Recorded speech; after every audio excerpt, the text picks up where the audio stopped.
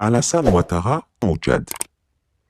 Le régime du général Mahamat Déby Itno, alias Kaka, fils du maréchal Idriss Déby Itno, s'est rendu coupable d'un massacre de grande ampleur des populations civiles ce jeudi 20 octobre 2022.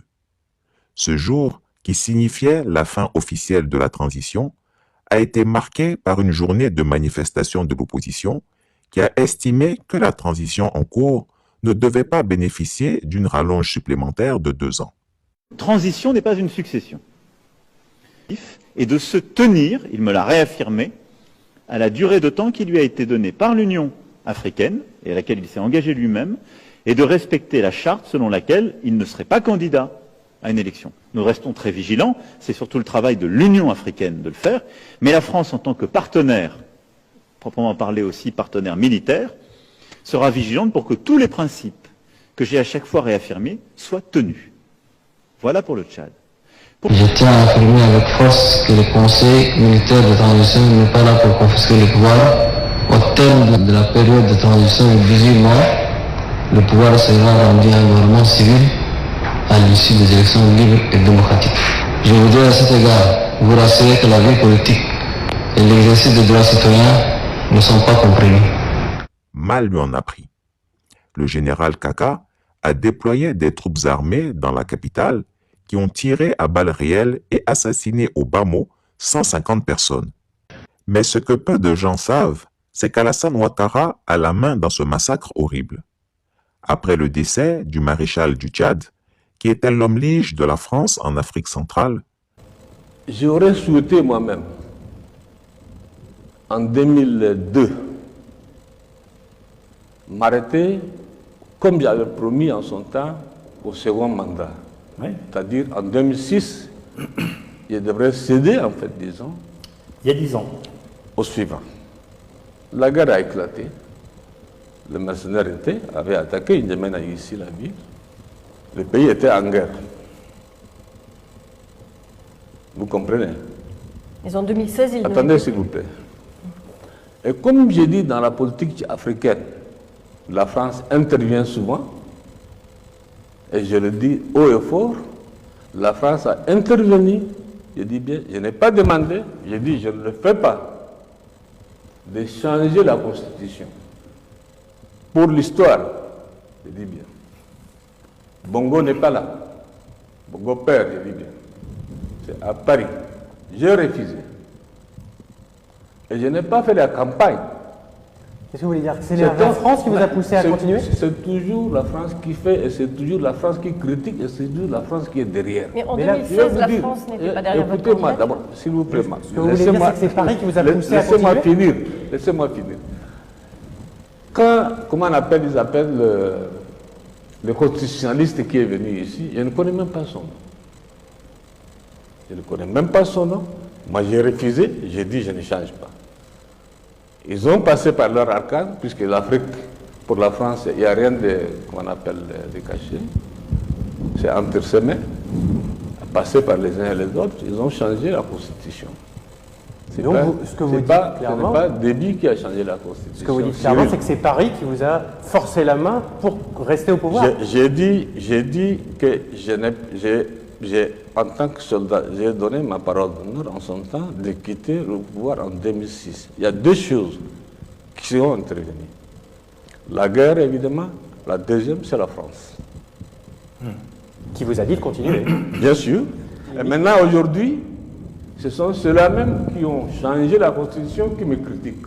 Alassane Ouattara a vu une opportunité à saisir pour se positionner comme le nouveau pion de la France dans cette zone et étendre ainsi son influence en dehors de l'Afrique de l'Ouest, sa zone habituelle de manipulation, de combine et de coups tordus.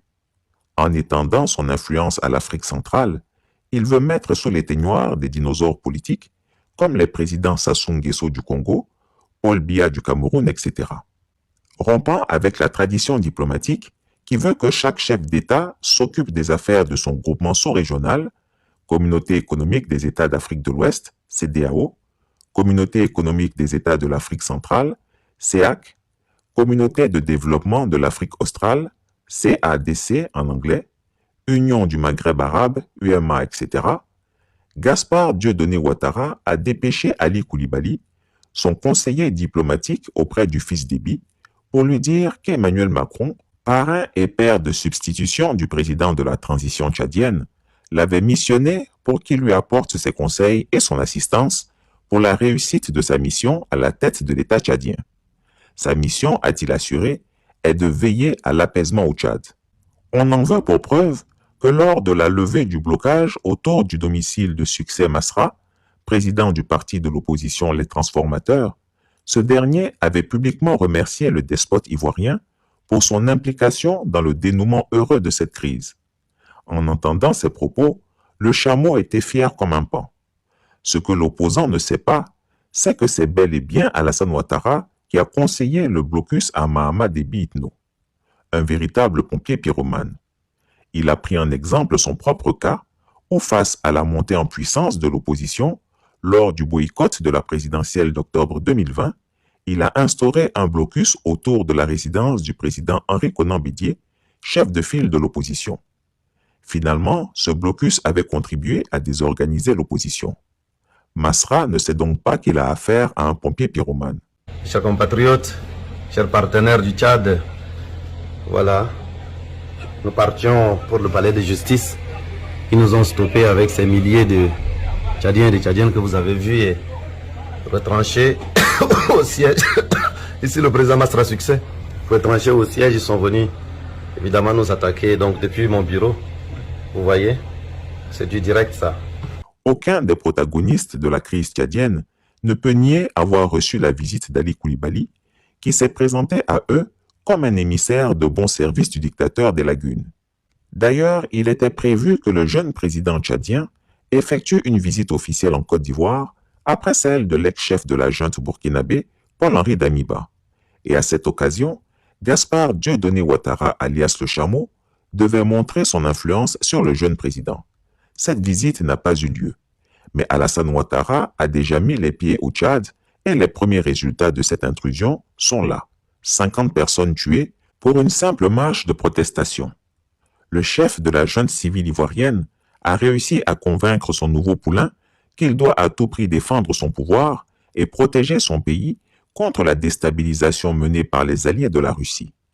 Après la perte de la Centrafrique, du Mali, de la Guinée-Conakry, du Burkina Faso, il n'était pas question que le Tchad tombe à son tour dans le champ d'influence de la Russie.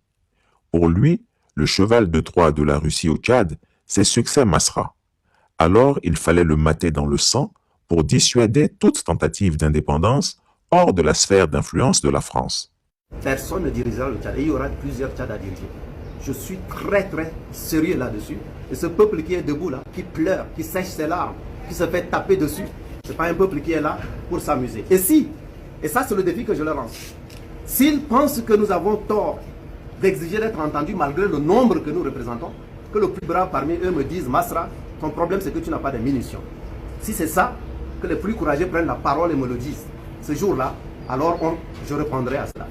Mais c'est parce que je crois dans la démocratie, parce que je veux que dans un Tchad de demain transformé, que l'urne portée par le peuple soit plus puissante que l'arme portée par un petit groupe d'individus, en général des cousins et des cousines, des gens issus d'une même partie du Tchad, etc.